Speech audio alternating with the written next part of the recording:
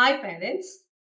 உங்க குழந்தைங்க ஏதாவது தவறு செஞ்சாலோ, இல்ல ரொம்ப குறும்பு பண்ணாலோ, உங்களுக்கு அது இரிட்டேட்டிங்கா அமைஞ்சாலோ, அவங்கள நீங்க வந்து பனிஷ் பண்ணுவீங்களா? இல்ல உண்மையாவே அவங்களுக்கு வந்து ஏதாவது சொல்லி புரிய வைக்கணும் அப்படின்னு சொல்லி ஹெல்ப் பண்ண முயற்சி பண்ணுவீங்களா?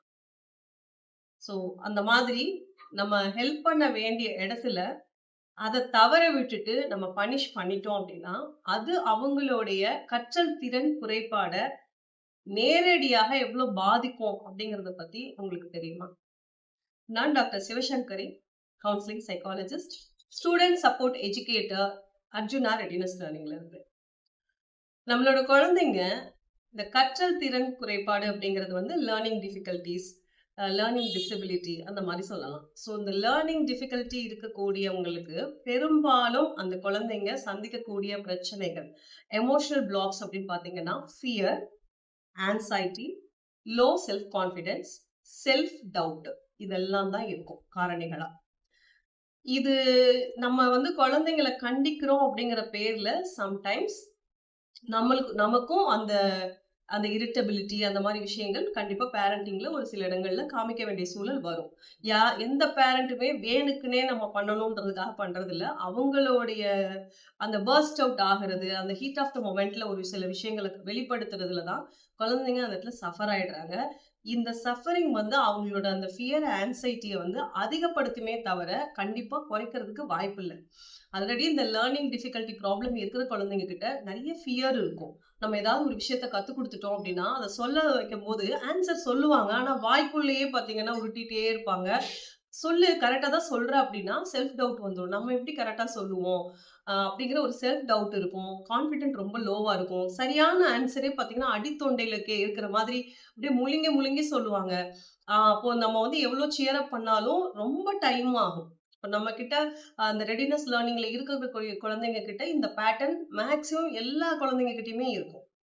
ஸோ அதுக்கு காரணமே என்ன அப்டின்னா, அந்த ஃபியர் ஃபேக்டரும், அந்த ஆங்சைட்டியையும் நம்ம கரெக்ட்டா செஞ்சிரணுமே அப்டிங்கிறது தான். ஸோ இந்த மாரி ப்ராப்ளத்த சந்திக்கக்கூடிய குழந்தைங்கள நம்ம வந்து ஆஸ் அ பேரண்ட்டா அவங்க பேரண்டிங் ஸ்டைல்ல கண்டிப்பு அப்டிங்கிற ஒரு விஷயத்த விட, அவங்களுக்கு சில விஷயத்த புரிய வைக்கிறது அப்டிங்கிறதும், நம்ம நெறைய அவங்கள வந்து அப்சர்வ் பண்றதும் தான் நல்ல ஒரு ரெமெடியாவே இருக்க முடியும். ஆ நம்ம அத விட்டுட்டு எந்த ஒரு விஷயத்துக்குமே வந்து அடிக்கிறதோ, இல்ல திட்டுறதோ, இல்ல பனிஷ்மென்ட் குடுக்குறதோ, 3 நாள் பேச மாட்டேன், இல்ல உன் மூஞ்சவே பார்க்க மாட்டேன், அதுவரைக்கும் நீ என் கூட பேசாத. இது எல்லாமே குழந்தைங்களுக்கு அந்த ஃபியர் ஃபேக்டரையும், ஆங்சைட்டியும், அந்த செல்ஃப் டவுட்டையும் அதிகப்படுத்தும். ஒருவேள நம்ம அம்மாவுக்கு நம்மள பிடிக்கலையோ, நம்ம அப்பாவுக்கு நம்மள பிடிக்கலையோ, அப்படிங்கிற ஒரு விஷயம். இல்ல அப்படின்னா நம்ம எது செஞ்சாலும் நல்ல பேர் வாங்க முடியல, நம்ம நல்ல பேர் வாங்குற அளவுக்கு தகுதியான ஆள் இல்ல, அப்படின்னு சொல்லி அந்த குழந்தைங்க அப்படியே நம்ப தொடங்குவாங்க. ஸோ நம்ம வந்து வீட்ல அவங்கள வந்து கண்டிக்கிறோங்கிற பேர்லயோ, இல்ல அந்த குழந்தைங்கள வந்து ஆ நம்ம ஏதாவது தவறு செய்யும் பட்சத்துல அத நல்வழிப்படுத்தணுங்கிறதுக்காக அடிக்கிறதோ, திட்டுறதோ இது எதுவுமே அவங்கள நல்வழிப்படுத்துறதுக்கு உதவ போறது கிடையாது. மாறா அவங்களோட கற்றல் திறன் குறைபாடுல கண்டிப்பா ஒரு ஃபால் இருக்கும். அதனால நீங்க வந்து உங்க குழந்தைக்கு எந்த ஒரு விஷயமா இருந்தாலும் சொல்லி, பேசி புரிய வைக்கிறதுக்கு முயற்சி பண்ணிட்டே இருக்கணும். நம்ம நெறைய பேரண்ட்ஸ் சொல்லுவாங்க, "நான் எவ்வளவோ பேசி பார்த்தேன். ஆனா 4 அடி அடிச்சா அவன் வந்து கரெக்ட்டா இருப்பான்." அப்படிம்பாங்க. பட் அந்த 4 அடியோட அது முடியறதில்ல. அந்த குழந்தைக்கு என்ன ஆயிரும் அப்படின்னா, தவறு பண்றதே வந்து எதுக்குன்னா, அடி வாங்குனதுக்கு அப்புறமும் சில குழந்தைங்க தவறு பண்றதுக்கான காரணமே வந்து ஒரு விதமான அட்டென்ஷன் சீக்கிங் தான்.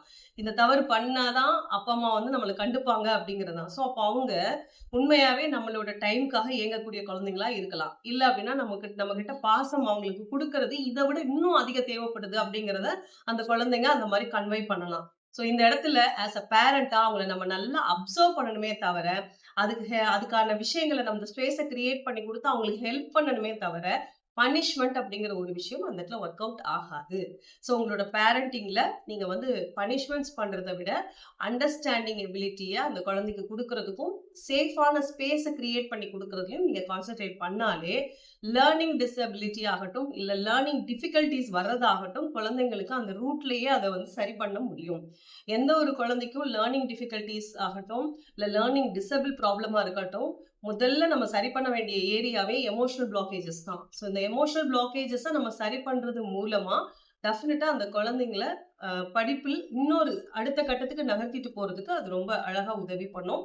ஸோ அத பத்தி கொஞ்சம் திங்க் பண்ணுங்க. இந்த ஒரு வீடியோ உங்களுக்கு யூஸ்ஃபுல்லா இருந்துச்சு அப்டின்னா, யாருக்கு அனுப்பிச்சு குடுத்தா பிரயோஜனமா இருக்கும்னு நெனைக்கிறீங்களோ, அவங்களோட ஷேர் பண்ணுங்க. உங்களுக்கு பேரண்டிங் சார்ந்த கைடன்ஸஸ் தேவை அப்டின்னா, நம்மளோட சேனல மறக்காம சப்ஸ்கிரைப் பண்ணி வச்சுக்கோங்க. நம்ம Instagramலயும் இது நம்மளோட அர்ஜுனா ரெடினஸ் லேர்னிங்ல நெறைய போஸ்ட் அது ரிலேட்டடான கைடன்ஸஸ், பேரண்டிங், எஜுகேஷன், லேர்னிங் டிஃபிகல்டீஸ் இது ரிலேட்டடா டெய்லி போஸ்ட் நம்ம பதிவேற்றம் பண்ணிட்டே இருக்கோம். அதுல நெறைய டிப்ஸ் அண்ட் கைடன்ஸ் சொல்லிட்டே தான் இருக்கோம். அதையும் நீங்க பார்த்து தெரிஞ்சுட்டு உங்களோட பேரண்டிங்ல இம்ப்ளிமெண்ட் பண்ணுங்க. Happy parenting.